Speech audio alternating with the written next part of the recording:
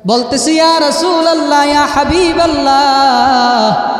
আলকমার জবান দিয়ে কোনো কিছু উচ্চারিত হয় না, সে হাও বলে না, নাও বলে না, খাবে কি সেটাও বলে না, কিছুই বলে না। কি করা যায় একটু বলেন। আল্লাহর পয়গম্বর সাথে সাথে ছুটে গেলেন আলকমার বাড়িতে যাওয়ার পর আলকমার স্ত্রীকে ডাক দিয়া বললেন, ও আলকমার স্ত্রী, আলকমার মা কি বেঁচে আছে নাকি? বললেন হ্যাঁ বেঁচে আছে। তার মাকে ডাকো। আলকমার মাকে ডাকা হলো। আলকমার মাকে রাসূলুল্লাহ ডাক দিয়া বললেন, ও আলকমা, ও আলকমার মা, তুমি তোমার সন্তানের ব্যাপারে কি বলো? আলকমার মা বললেন, আমার সন্তান আলকমা সবচাইতে ভালো লোক, দান করে, সদকা করে, যাকাত দেয়, হজ করে, নামাজ পড়ে, কোরআন তেলাওয়াত করে, আপনার দরবারে সব সময় থাকে, সব দিক দিয়ে সে ভালো, কিন্তু আমি মা তার প্রতি সন্তুষ্ট না। এই কথা শোনার সাথে সাথে রাসূলুল্লাহ বললেন, সে দান করে, নামাজ পড়ে, সব কিছু করে, কিন্তু তার মা কি বলতেছে? আমি তার প্রতি, কথা বলেন, আমি তার প্রতি কি না খুশি না, রাজি না, আমি তার প্রতি কি না সন্তুষ্ট না। তো রাসূলুল্লাহ অবাক হয়ে গেলেন, বললেন, হে আলকমার মা, তুমি তোমার সন্তানকে মাফ করে দাও। তখন আলকমার মা বলেন, না, কখনোই না, আমি তাকে ক্ষমা করব না। রাসূলুল্লাহ কয়েকবার বললেন, তুমি তাকে মাফ করে দাও। আলকমার মা বলে, না, আমি ক্ষমা করব না। এই অবস্থা দেখে রাসূলুল্লাহ বললেন, সাহাবাই কেরামদেরকে ডাক দিয়া বললেন, ও আমার সাহাবীরা রে, এই মাঠের মধ্যে অনেকগুলো লাকড়ি একত্রিত করো, আমি আলকমাকে আগুন দিয়ে জ্বালিয়ে দেব। এই কথা শোনার সাথে সাথে মায়ের মন গলে গেল। মা বলল, ও আল্লাহর হাবিব সাল্লাল্লাহু আলাইহি ওয়াসাল্লাম, আপনি এই কাজটা কখনোই করবেন না। আমি আলকমার মা, আমার সন্তান আমার সামনে আগুনে জ্বলে পুড়ে ছারখার হয়ে যাবে, আমি সহ্য করতে পারবো না। রাসূলুল্লাহ বললেন, তুমি যদি এখন না মাফ করো তাহলে আমি আলকমাকে আগুনে জ্বালিয়ে দেব। তখন সাথে সাথে আলকমার মা বললেন, আমি মাফ করে দিলাম। আর আলকমার জবানে মুবারক থেকে চালু হয়ে গেল, আশহাদু আল্লা ইলাহা ইল্লাল্লাহু ওয়া আশহাদু আন্না মুহাম্মাদান আবদুহু ওয়া রাসূলুহু সাল্লাল্লাহু আলাইহি ওয়াসাল্লাম। সাথে সাথে আলকমার জবানে কালিমা উচ্চারিত হয়ে গেল। ও দুনিয়ার ভাই ও মুসলমানেরা, একটা কথা ভালো করে শুনে রাখবেন, মা বাবার মনে কষ্ট দিলে মৃত্যুর সময় কারো কালিমা নসিব হবে না। মা বাবাকে কেউ কষ্ট দিবেন না। যদি মা বাবাকে কষ্ট দেন, আপনি অনেক চেষ্টা করবেন, আপনি 5 ওয়াক্ত নামাজ পড়বেন, আপনার কপাল কালো হয়ে যাবে সেজদা দিতে দিতে। মা বাবাকে কষ্ট দেওয়ার কারণে আপনার জবানে মুবারক থেকে কালিমা উচ্চারিত হবে না। সন্তানের ওপর মা বাবার কি কর্তব্য রয়েছে, ইনশাআল্লাহ এই বিষয় নিয়ে কোরআন এবং হাদিসের আলোকে কিছু গুরুত্বপূর্ণ দিক তুলে ধরার চেষ্টা করব। আল্লাহ তাআলা তার এই নগণ্য গোলামকে কবুল করুক, সকলে বলুন আমিন। সম্মানিত মুসল্লিয়ানি কেরাম, আজকে আমরা একটা বাচ্চা থেকে আস্তে আস্তে বড় হতে হতে কারো চুল পেকে গেছে, কারো দাড়ি পেকে গেছে, কেউ দুর্বল হয়ে গেছে, কেউ বৃদ্ধ হয়ে গেছে, কেউ বিদ্যা হয়ে গেছে। তো যাদের উসিলায় এই দুনিয়া দেখলাম, যাদের মাধ্যমে আল্লাহ পাক আপনাকে আমাকে এত সুন্দর একটা জগৎ দেখাইলেন, তো তাদের কিছু হক আছে কি না? আছে না? অবশ্যই। আপনি ছোট ছিলেন তখন আপনার মা বাবা ছিল, আজকে আপনি বড় হয়েছেন, আপনার যদিও মা বাবা নাই কিন্তু আপনি মা বাবা হয়েছেন, ঠিক কিনা? তো এই মা বাবার কিছু কর্তব্য রয়েছে। আল্লাহ পাক চাহে তো আলোকপাত করার চেষ্টা করব, কিন্তু যাদেরকে বয়ান করব তারা আগে আসে নাই, কিন্তু যাদেরকে নিয়ে বয়ান করা হবে তারাই আগে আসছে মসজিদে, ঠিক কিনা? এগুলো বয়ান দরকার ছিল যুবকদের, কিন্তু আজকে সবাই যারা মা বাবা বৃদ্ধ সবাই মসজিদে আগে আসে, কিন্তু সন্তানরা আগে আসে না। তো যাই হোক, যারা আগে আসছেন তাদের উদ্দেশ্যেই বলবো, মা বাবার সন্তানের ওপর কি কি হক রয়েছে। আল্লাহ পাক সূরা বনী ইসরাঈলের মধ্যে বলেন, وقضى ربك ألا تعبدوا إلا إياه وبالوالدين إحسانا আল্লাহ পাক বলতেছেন, বান্দা তোমাকে আদেশ করা হইতেছে তুমি শুধুমাত্র আমি আল্লাহর ইবাদত করবা। বলেন কার ইবাদত? বলতে হবে আমার সাথে, কার ইবাদত? আল্লাহ ছাড়া আর কারো ইবাদত করা যাবে? মাজারে গিয়ে ইবাদত করা যাবে? সেজদা করা যাবে? আল্লাহ ছাড়া কারো নামে শরীক করাকে যদি আল্লাহর স্থানে কাউকে ডাকেন সেটাই হবে শরীক।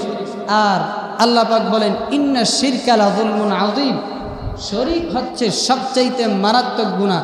আল্লাহ পাক বলেন তুমি নামাজ পড়ো নাই, রোজা রাখো নাই, হজ করো নাই, ঠিকমতো যাকাত দেও নাই, আল্লাহ তাআলা আস্তে আস্তে এগুলোর শাস্তি দিয়ে একদিন না একদিন আপনাকে আল্লাহ পাক জান্নাত দিবেন। কিন্তু আপনি যদি আল্লাহর সাথে শরীক করেন আল্লাহ পাক আপনাকে কখনোই জান্নাত দিবেন না, আপনি চিরস্থায়ী জাহান্নামে থাকবেন, খালিদিনা ফিহা আবাদা। আল্লাহ পাক আমাদের সকলকে এই সমস্ত পাপ থেকে মুক্ত করুক, সকলে বলুন আমিন। ভাইয়েরা আমার, আমরা যখন মাজারে গিয়ে বলি যে একটা ছাগল দেই, একটা মুরগি দেই, হ্যাঁ 500 টাকা দেই, আচ্ছা মাজারের ভিতর যে আছে সে জীবিত না মৃত? বলেন মৃত। ওই মৃত ব্যক্তির অবস্থা কেমন আছে আমি জানি? আরে হইতে পারে তার জীবনের গুনাহ করার কারণে ফেরেশতারা তার পিঠের অবস্থা খারাপ বানায় ফেলতেছে, আর আপনি তার কাছে বলেন বাবা আমার সন্তান হয় না, আমাকে সন্তান দাও, আমার ছেলে হয় না, আমাকে একটা ছেলে দাও, আমার মেয়ে হয় না, আমাকে একটা মেয়ে দাও, আমার ধন সম্পদ নাই, আমাকে ধন সম্পদ দাও। নাউজুবিল্লাহ বলে এইভাবে চাওয়া যাবে? এটাই হচ্ছে শিরিক। আর এই শিরিকের গুনাহ অত্যন্ত খুবই মারাত্মক গুনাহ। আল্লাহ পাক এই গুনাহ কখনোই ক্ষমা করবেন না। তো ভাইয়েরা আমার, আল্লাহ পাক প্রথম আদেশ দিচ্ছেন কি? আল্লাহর সাথে অন্য কাউকে শরীক করা। শুধুমাত্র কার ইবাদত করব? কিছু চাইলে কার কাছে চাবো? আল্লাহর কাছেই চাবো। এটাই হচ্ছে মুসলমানের ঈমান, মুমিনের ঈমান, অন্য কারো কাছে চাওয়া। দ্বিতীয়বার আল্লাহ পাক বলেন ওয়াবিল ওয়ালিদাইনি ইহসানা, পিতামাতার সাথে সৎ আচরণ করতে হবে। পিতামাতার সাথে সৎ আচরণ করতে হবে, ভালো ব্যবহার করতে হবে। পরে আল্লাহ পাক বলেন ইম্মা ইয়াবলুগান্না ইনদাকাল কিবার আহাদুহুমা আও কিলাহুমা ফালা তাকুল লাহুমা উফ, যদি তোমরা তোমাদের জীবদ্দশায় বেঁচে আছো এমন অবস্থায় পিতামাতাকে কেউ পাও, বৃদ্ধ অবস্থায় তাদেরকে পাও, পিতাকে পাও অথবা মাতাকে পাও, উভয়জনের একজনকে পাইছ, তাদের ব্যবহারের কারণে উফ শব্দটাও বলা যাবে না। যে একটা ব্যবহার করলো, একটা কথা বললো, আপনি বললেন ইস, উফ শব্দ মূল উদ্দেশ্য না। আপনি বললেন বিরক্ত হওয়ার কারণে আপনার মুখ দিয়ে যেই শব্দই বের হোক এটাই মুখ্য উদ্দেশ্য। আপনি বললেন ইস আর ভাল লাগে না, এই শব্দটা উচ্চারণ করা যাবে না। তার মানে তাদেরকে কতটুকু সম্মান করতে হবে এটা আপনার মাথায় রাখতে হবে। অথবা এটাও তাফসিরের মধ্যে আসছে, আপনি আপনার ব্যবহারের কারণে তারাও উফ শব্দ বলবে, এটাও করা যাবে। আপনি তাদের কাছে এমন নমনীয় হয়ে থাকতে হবে যে তাদের ব্যবহারের কারণে আপনি বলবেন উফ, এই শব্দটাও বলা যাবে না। তো ভাইয়েরা আমার, তাদের সাথে কেমন আচরণ করা দরকার আল্লাহ পাক কোরআনের মধ্যে শিখিয়ে গেছেন। বলতেছেন ওয়ালা তানহারহুমা, তাদেরকে ধমক দিবা না। কি করবা না? তাদেরকে ধমক দিবা না। ওয়াকুল্লাহুমা কাওলান কারিমা, যখন তাদের সাথে কথা বলবা উত্তম কথা বলবা, ভালো কথা বলবা, রাগান্বিত হয়ে কথা বলবা না। ওয়াখফিদ লাহুমা জানাহাদ যুল্লি মিনার রাহমা ওয়াকুর রব্বিরহামহুমা কামা রব্বায়ানি সগীরা। দেখেন আল্লাহ পাক কত একটা সুন্দর দোয়া শেখাইলেন, যে যখন তুমি তাদের জন্য দোয়া করবা কি বলবা? বলেন না রব্বিরহামহুমা কামা রব্বায়ানি সগীরা।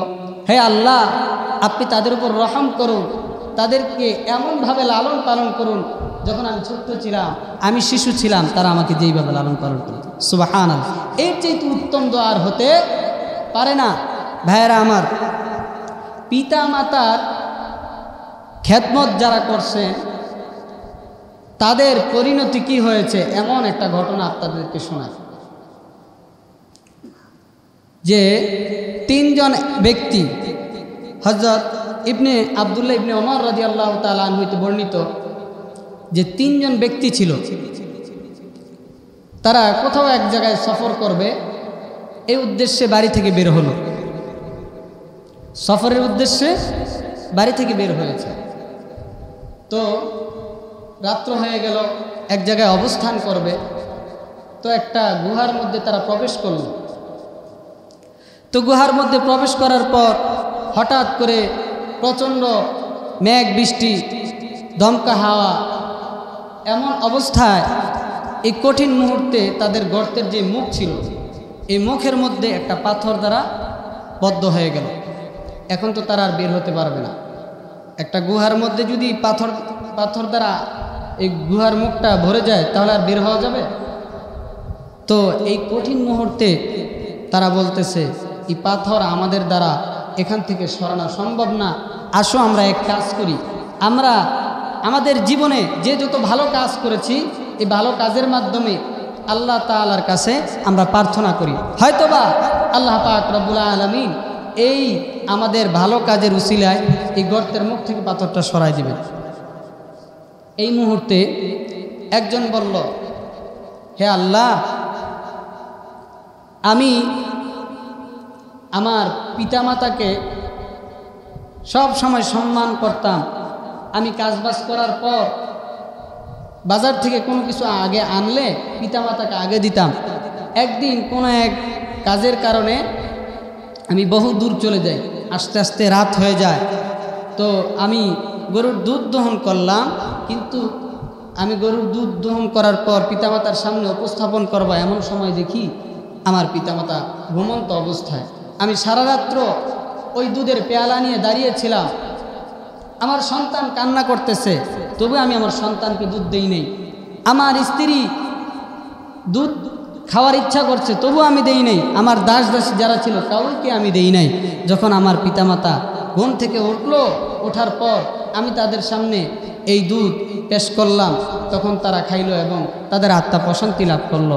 ও আল্লাহ, তুমি সাক্ষ্য থাকো, আমি যদি এই কাজটা শুধুমাত্র তোমার সন্তুষ্টির উদ্দেশ্যেই করে থাকি, হ্যাঁ আল্লাহ, এই গর্তের মুখের মধ্যে যে পাথরটা রয়েছে এই পাথরটাকে তুমি দূরে সরায় দাও।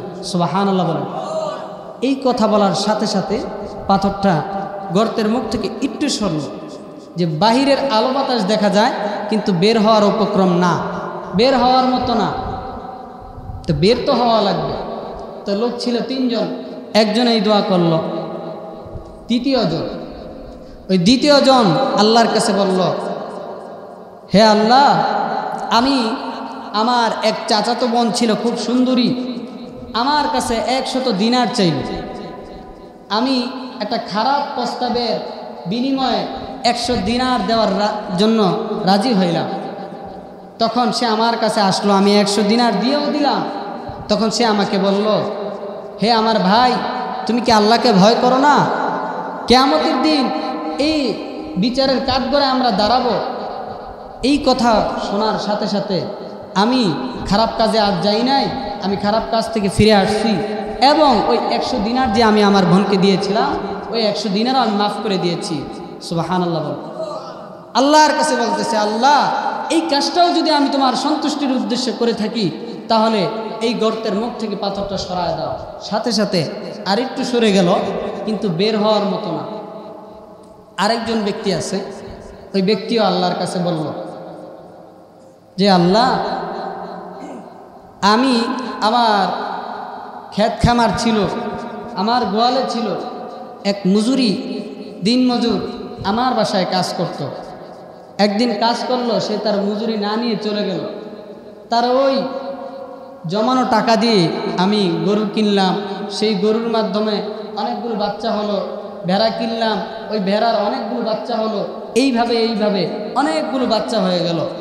অনেক দিন পর ওই রাখাল আসলো, দিনমজুর আসলো। আসার পর বলতেছে যে আমি অমুক দিন আপনার কাছে কাজ করে গেছিলাম, কিন্তু আপনি আমার ঋণ পরিশোধ করেন নাই, আপনি আমার মজুরি দেন নাই। তখন ওই লোকটা বলল, এইখানে যতগুলো গরু দেখতেছ যতগুলো ভেড়া বকরি ছাগল দেখতেছো এগুলো সব নিয়ে যাও, এগুলো সব তোমার। ওই লোক বলতেছে আপনি কি আমার সাথে ঠাট্টা করতেছেন? বলল না, ঠাট্টা করতেছি না, এগুলো তোমার জমানো টাকা দিয়েই তৈরি করা, সব কিছু তোমার, সেই জমানো টাকার মাধ্যমে আমি এত কিছু করেছি, যাও আজকে তুমি সব নিয়ে যাও। ভাইয়েরা আমার কথা বলার উদ্দেশ্য হচ্ছে এইভাবে তখন ওই লোক বলতেছে যে হ্যাঁ আল্লাহ, আমি এই কাজটাও যদি আপনার সন্তুষ্টির জন্য করে থাকি তাহলে এই গর্তের মুখ থেকে পাথরটা সরাই দেন।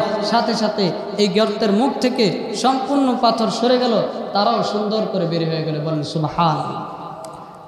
এখানেও যে মা বাবার ঘটনা উল্লেখ করলাম, মা বাবার কদর করার কারণে আল্লাহ পাক কত বিপদ থেকে এই তিনজন মুসাফিরকে রক্ষা করলেন, ঠিক কিনা? তো আরেকটা ঘটনা বলি, মা বাবার কদর না করার কারণে আল্লাহ পাক কি শাস্তি নির্ধারণ করে রেখেছেন। হযরতে আলকামা রাদিয়াল্লাহু তাআলা মুমূর্ষ অবস্থায় শুয়ে আছেন, এমন সময় তার জবান মুবারক থেকে কালিমা উচ্চারিত হচ্ছে না। দুনিয়া থেকে চিরবিদায় হয়ে যাবে, কিন্তু তার জবান মুবারক থেকে কালিমা উচ্চারিত হয় না। আল্লাহর নবীর সাহাবী আলকামা রাদিয়াল্লাহু তাআলা আন, আলকামার স্ত্রী দৌড়ে রাসূলুল্লাহ সাল্লাল্লাহু আলাইহি ওয়াসাল্লামের কাছে আসলেন, বলতেছেন ইয়া রাসূলুল্লাহ, ইয়া হাবিবাল্লাহ গো, আমার স্বামী আলকামা মুমূর্ষ অবস্থায় শুয়ে আছে, জবান দিয়ে কোনো কথা আসে না, কোনো কিছুই আসে না। দেখেন না আপনি আমার স্বামীর কি অবস্থা, আপনি একটু দেখে আসেন।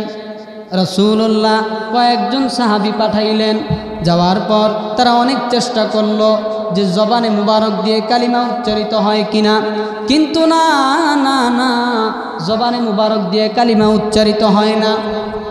সাহাবায়ে কেরাম দৌড়ে রাসূলুল্লাহর কাছে ছুটে গেলেন, বলতেছি ইয়া রাসূলুল্লাহ, ইয়া হাবিবাল্লাহ, আলকামার জবান দিয়ে কোনো কিছু উচ্চারিত হয় না, সে হাও বলে না, নাও বলে না, খাবে কি সেটাও বলে না, কিছুই বলে না, কি করা যায় একটু বলেন। আল্লাহর পয়গম্বর সাথে সাথে ছুটে গেলেন আলকামার বাড়িতে যাওয়ার পর আলকামার স্ত্রীকে ডাক দিয়া বললেন, ও আলকামার স্ত্রী, আলকামার মা কি বেঁচে আছে নাকি? বললেন হ্যাঁ বেঁচে আছে। তার মাকে ডাকো। আলকামার মাকে ডাকা হলো। আলকামার মাকে রাসূলুল্লাহ ডাক দিয়া বললেন, ও আলকামা, ও আলকামার মা, তুমি তোমার সন্তানের ব্যাপারে কি বলো? আলকামার মা বললেন, আমার সন্তান আলকামা সবচাইতে ভালো লোক, দান করে, সদকা করে, যাকাত দেয়, হজ করে, নামাজ পড়ে, কোরআন তেলাওয়াত করে, আপনার দরবারে সব সময় থাকে, সব দিক দিয়ে সে ভালো, কিন্তু আমি মা তার প্রতি সন্তুষ্ট না। এই কথা শোনার সাথে সাথে রাসূলুল্লাহ বললেন, সে দান করে, নামাজ পড়ে, সব কিছু করে, কিন্তু তার মা কি বলতেছে? আমি তার প্রতি, কথা বলেন, আমি তার প্রতি কি না খুশি না, রাজি না, আমি তার প্রতি কি না সন্তুষ্ট না। তো রাসূলুল্লাহ অবাক হয়ে গেলেন, বললেন, হে আলকামার মা, তুমি তোমার সন্তানকে মাফ করে দাও। তখন আলকামার মা বলেন, না, কখনোই না, আমি তাকে ক্ষমা করব না। রাসূলুল্লাহ কয়েকবার বললেন, তুমি তাকে মাফ করে দাও। আলকামার মা বলে, না, আমি ক্ষমা করব না। এই অবস্থা দেখে রাসূলুল্লাহ বললেন, সাহাবায়ে কেরামদেরকে ডাক দিয়া বললেন, ও আমার সাহাবীরা রে, এই মাঠের মধ্যে অনেকগুলো লাকড়ি একত্রিত করো, আমি আলকামাকে আগুন দিয়ে জ্বালিয়ে দেব। এই কথা শোনার সাথে সাথে মায়ের মন গলে গেল। মা বলল, ও আল্লাহর হাবিব সাল্লাল্লাহু আলাইহি ওয়াসাল্লাম, আপনি এই কাজটা কখনোই করবেন না। আমি আলকামার মা, আমার সন্তান আমার সামনে আগুনে জ্বলে পুড়ে ছারখার হয়ে যাবে, আমি সহ্য করতে পারবো না। রাসূলুল্লাহ বললেন, তুমি যদি এখন না মাফ করো তাহলে আমি আলকামাকে আগুনে জ্বালিয়ে দেব। তখন সাথে সাথে আলকামার মা বললেন, আমি মাফ করে দিলাম।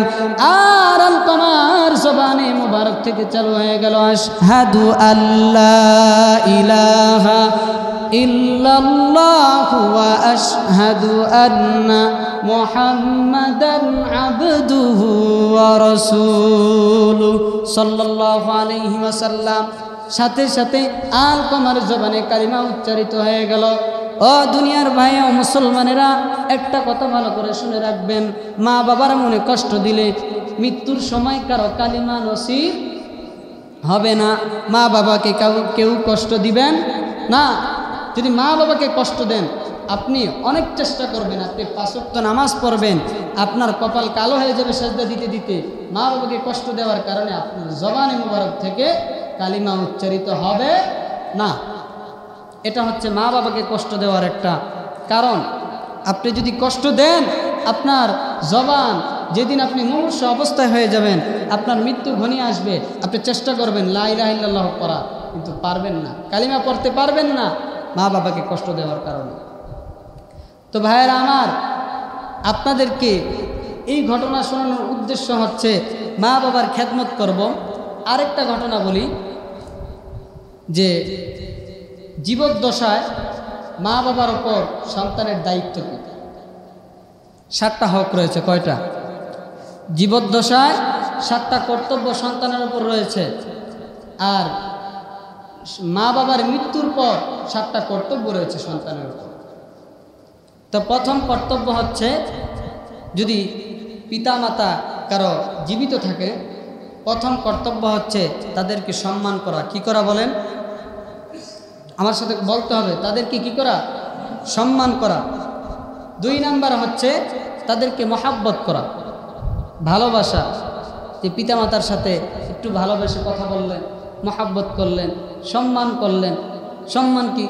আপনি বসে আছেন, আপনার পিতা এখানে আসলো, হেঁটে হেঁটে আসলো, আপনি এখান থেকে সরে বসেন, আব্বু বসো, যে আম্মা বসেন, এটাই সম্মান। 2 নাম্বার মহাব্বত করা, ভালোবাসা। তাদের সাথে কথা বলবেন, মিষ্টি মিষ্টি কথা বলবেন। হ্যাঁ। 3 নাম্বার হচ্ছে তাদের আনুগত্য করা, তাদের কথা মানা। কিছু বললে যে রাখা, ঠিক আছে আব্বু, ঠিক আছে আম্মা, আপনি যেটা বলবেন এটাই হবে, এইভাবে করা। কিন্তু তারা যদি কখনো শরীয়ত বিরোধী কোনো কথা বলে, শরীয়তের বিরোধী, নামাজ পড়া যাবে না, হ্যাঁ, জাকাত দেওয়া যাবে না, যে এত টাকা আসলে কি জাকাত দিতে হবে, এত দেওয়া লাগবে না, তাদের কথা শোনা যাবে না। ওই সময় আপনি তাদের কথা শুনতে পারবেন না।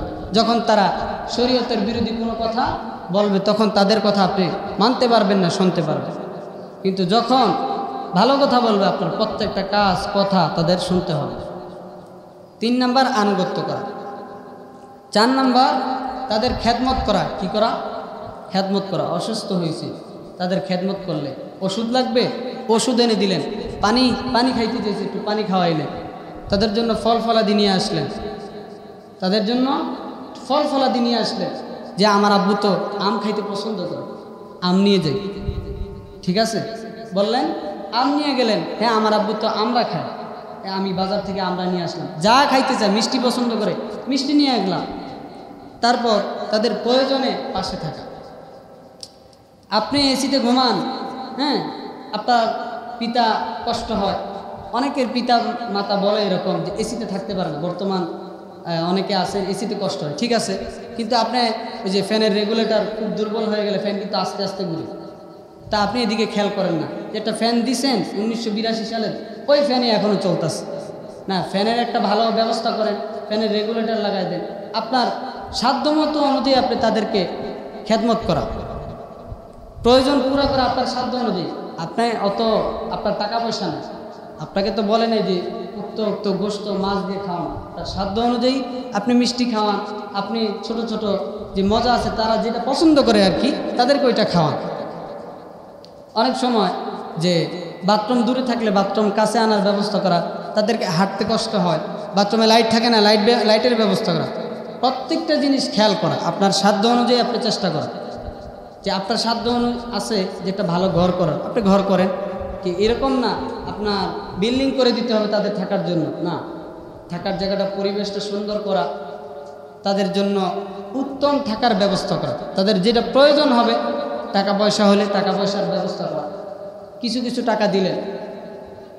তারপর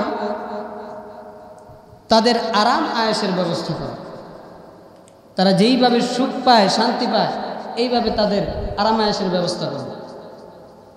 অনেক সময় যে রাস্তা দিয়ে হাঁটাচলা করে, এখানে যদি কাটা থাকে এগুলো পরিষ্কার করা, ইট থাকে অনেক সময় উঁচা নিচা, এগুলো বালি দিয়ে ভরাট করে দিলেন।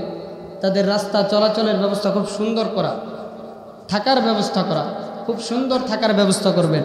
যে বাথরুম দূরে থাকলে কাছে এনে দিবেন, যাতে আরাম আয়েশ করতে সুবিধা হয়।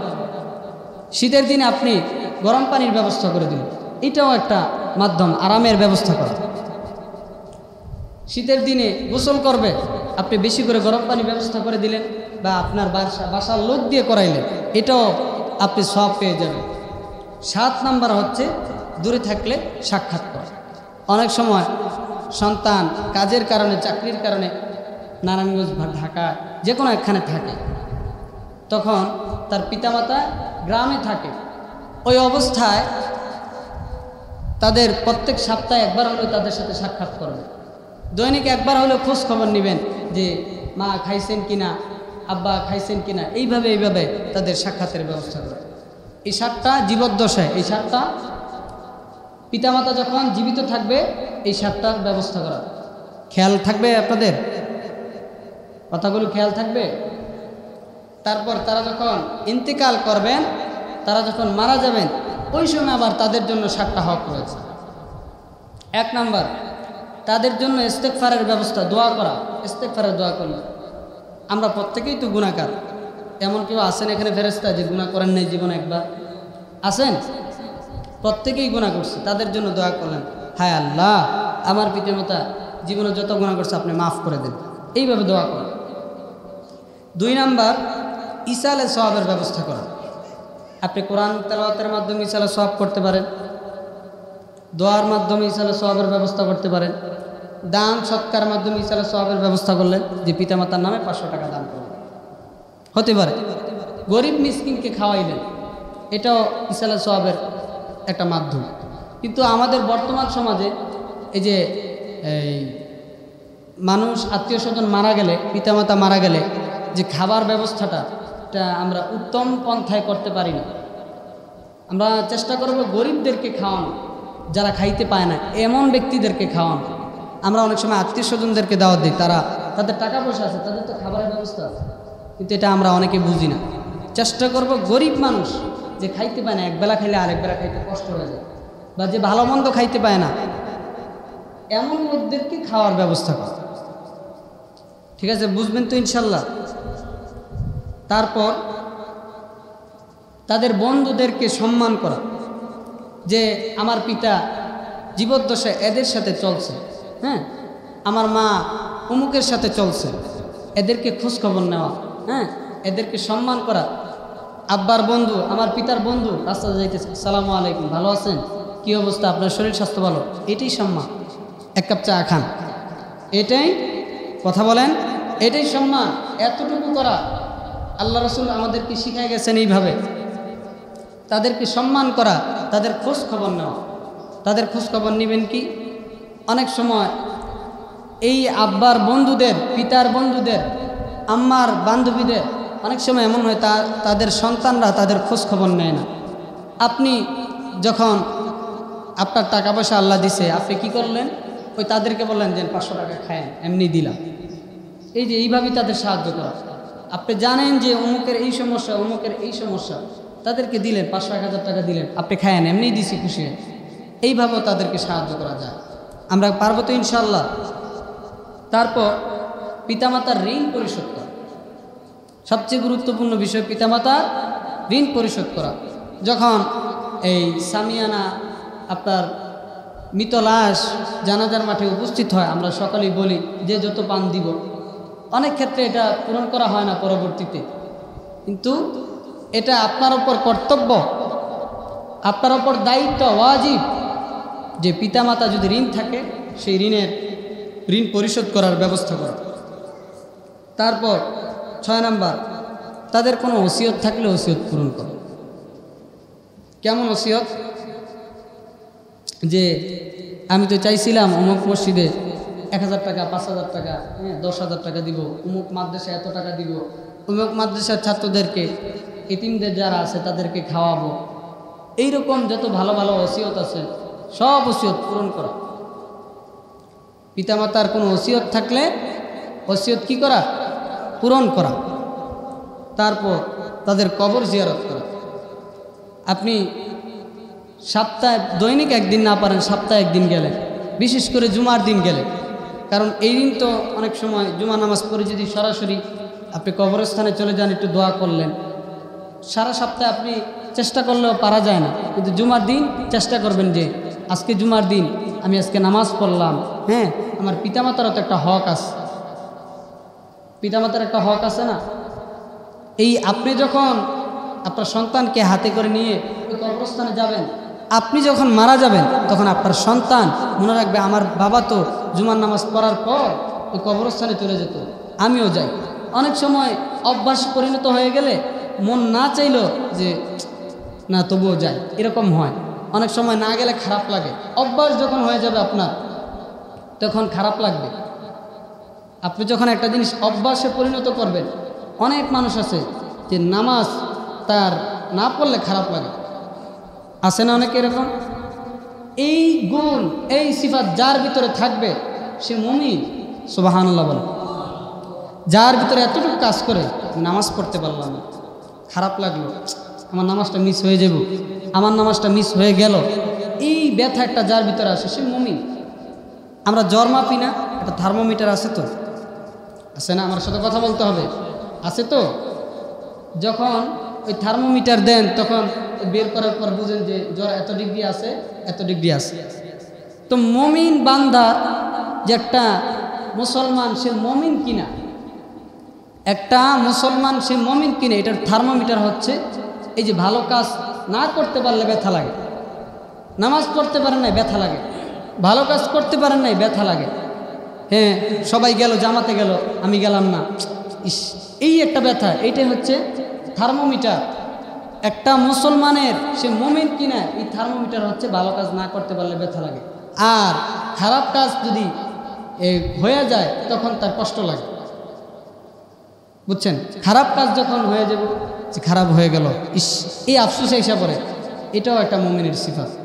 আল্লাহ পাক আমাদের সকলকে মুমিনের সিফাত অর্জন করার তৌফিক দান করুক এবং সেই সাথে পিতামাতার হক আদায় করার তৌফিক দান করুক।